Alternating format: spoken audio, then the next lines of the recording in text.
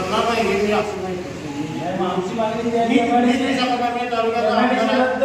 याबाबत काय बोलायचं त्याच्यावर काय कपडे देणार त्याच्यावर काय व्यक्त करणार एवढं बोला. त्याच्या व्यतिरिक्त काही आम्ही चर्चा साहेब करू शकत तालुक्यामध्ये 10 किलोमीटरच्या परिघामध्ये प्रत्येकाला नोकरी हे रिकाम्या हाताला हे काम मिळालं पाहिजे. ती माझी लोकप्रतिनिधी म्हणून 2014ला माझा जो जाहीरनामा झाला त्यामध्ये सुद्धा टाकळीमध्ये MIDC उभा करणार हे माझ्या त्या गावात आहे.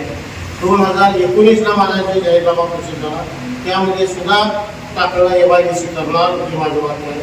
2024ला सुद्धा ते माझं जे वाक्य आहे की टाकळीमध्ये लोकांना रोजगार उपलब्ध करून इथं MIDCच्या शासकीय MIDCच्या माध्यमातून रोजगार उपलब्ध करून देणार हे आमचं वाक्य आहे. ह्याच्यासाठी संबंधित ग्रामपंचायतीचा गाव सभेचा ठराव करून दिला आहे.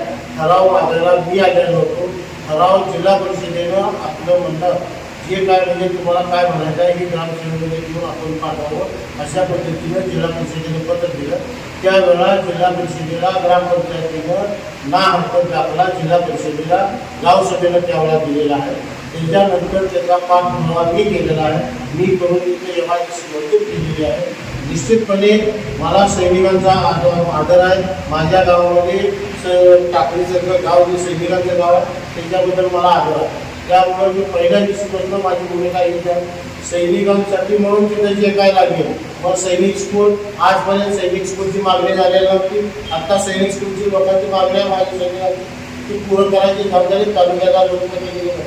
यावेळा 3.5 लाख लोकांनी मला प्रतिनिधी करायची ती पूर्ण करायची जबाबदारी किती नैतिक जबाबदारी आहे. माझ्या युवक पोराने तिथं क्रीडांगणाची मागणी केली. क्रीडांगण उभा करायची करून द्यायची जबाबदारी ती माझी आहे. ज्या पोरांनी ज्या मागण्या केल्या त्या पुऱ्या करून द्यायची जबाबदारी माझी आहे. पण हे मला करायचंच नाही. आणि ज्यावेळेला पोलिसांपूर्वी ज्यावेळेला एखादा उद्योग जर येत असेल तर ह्याला दोन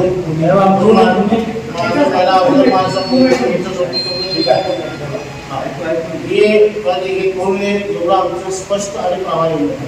परवा दिवशी सुद्धा ज्यावेळेला तुमच्या बाकीच्या अधिकारी त्या 2 काश्मीरी सुद्धा आणि काय तुम्हाला पैसे ते सुद्धा आपण संबंधित मंत्र्याकडे परवा सुद्धा सांगितलं. संबंधित मंत्र्याकडे त्याला काय तुम्हाला अधिकार ॲडिशनल अधिकार पाहिजे असेल तर ते सुद्धा करून द्यायची जबाबदारी ही नैतिकदृष्ट्या तालुक्याच्या लोकप्रतिनिधी म्हणून प्रत्येक घटकाचं समाधान करणं ही माझी नैतिक जबाबदारी ते मी करेन.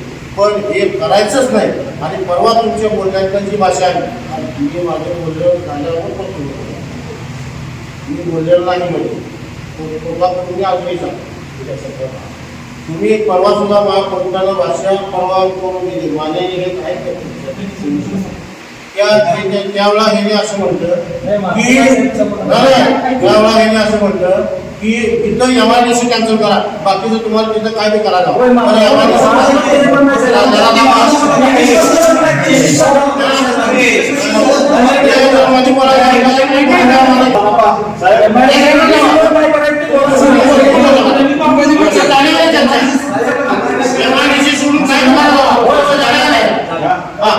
MIDC का नको तुम्हाला MIDC म्हणजे काय